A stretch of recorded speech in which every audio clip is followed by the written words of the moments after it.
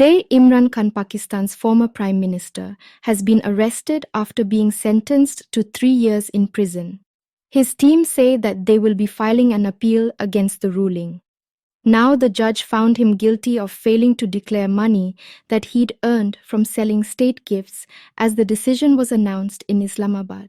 A crowd, including some prosecuting lawyers, began chanting Imran Khan as a thief outside of the court. Multiple cases have been filed against Mr. Khan in the last 16 months. In May of this year, he was detained for not appearing at court as requested, but was subsequently released after the arrest was declared illegal. Well, since then, his party has been under intense pressure from authorities, with many senior officials leaving and thousands of supporters being arrested, accused of being involved in the protests that followed Imran Khan's arrest, or the Pakistan government will be dissolving on August 9th, and a caretaker government will take over in the run-up to the elections. No date has been set for those elections, although constitutionally they need to take place by early November. Let's get the latest on this. Our Pakistan correspondent Caroline Davis is outside of the court in Islamabad. Caroline, first off, I wonder if you could just confirm or update the details that I just read out there. We have also, of course, had confirmation that Imran Khan has been arrested. He was at his home at Diman Park in Lahore. We've seen images from our teams there of the police arriving, and we've seen of the vans and cars leaving Zaman Park with Mr. Khan. It is not entirely clear at the moment where he will be taken to next, but we were obviously anticipating this because just over an hour ago inside court here, we heard from the judge who found him guilty in this Toshikana case. This is about gifts, state gifts that he'd received during his time in office, that he had then sold, and the court found him guilty of not declaring that money, and the judge found him guilty, said that he was finding him, that he would be in jail for 3 years, and then also directed the Islamabad police to arrest him immediately. We then heard within the space of 15 minutes or so that he had indeed been arrested in LA, or as I say, it's not entirely clear where he will be taken to. His team here said to us that they didn't expect him to resist arrest, that they were planning to appeal. But of course it's Saturday, and the courts are not currently open, and so they can't lodge those appeals until Monday, which of course leaves us with the weekend. Requests are about exactly what will happen next in Pakistan. What will be the reaction to Imran Khan's arrest? As you mentioned, on the 9th of May, he was previously arrested, and we did see a large amount of discontent across Pakistan. In reaction to that arrest, we saw military and intelligence buildings, neutral military buildings being targeted. Now that is particularly surprising here in Pakistan. That is something that Pakistan has not really seen during the course of its history, for the military to be directly targeted. And as a result, we saw a large amount of crackdown afterwards on Imran Khan and his party. Imran Khan, as you say, was released. After they found that the arrest against system back then in May had been illegal, and he has since then been free. But at the same time, many of his party have left the party. Many of his senior leadership and many of his supporters have also been arrested and imprisoned because of their alleged involvement in these protests that happened after the 9th of May. So the question next, of course, is how does Pakistan react? Now, has that crackdown stopped people from wanting to come out onto the streets? Will we see a similar sort of reaction? Or will we not see a similar sort of reaction? You mentioned as well that the Pakistan government, Pakistan parliament is due to dissolve next week on the 9th of August. And that means that they will hand over to a caretaker government who will be in power until the elections.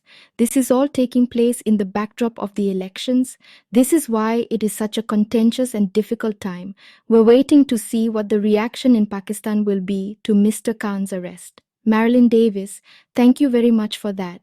For now, we're going to stay with the story, and joining me now is Monique Farouk, who is the journalist for the Pakistani Urdu language news channel, locally Sam'at TV. Thank you very much for joining us.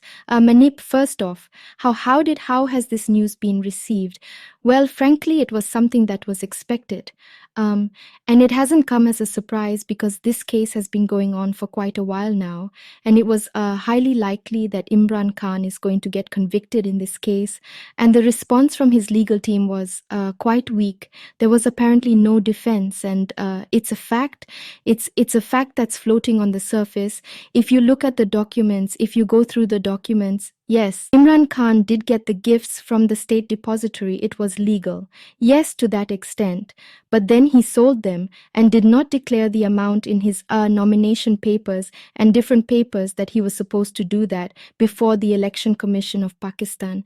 So obviously that gave a big setback to the former Prime Minister. And ever since the case started, his lawyers were only focused on the technical point, and particularly after 9th of May. Things have not been going good at all for Pakistan's Justice Party, Imran Khan's party, and things have been quite murky.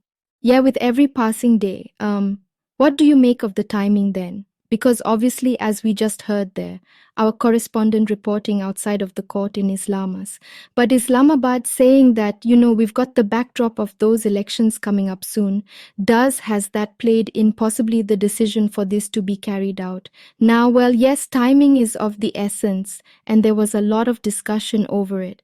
People were quite apprehensive. Even Imran Khan was apprehensive. He did see it coming, but yes, there was a likelihood that this may happen once the caretaker government would come in and take the charge.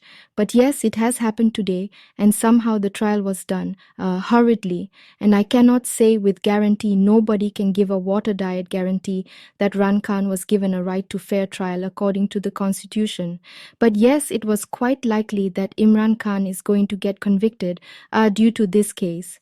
And in this means that he's not disqualified to become a member of the parliament for the next 5 years by virtue of this decision. So this means that unless he gets a relief from the High Court, which his lawyers are planning to go to, his conviction will stand, his disqualification will stand, and then it appears to be quite an uphill task for him.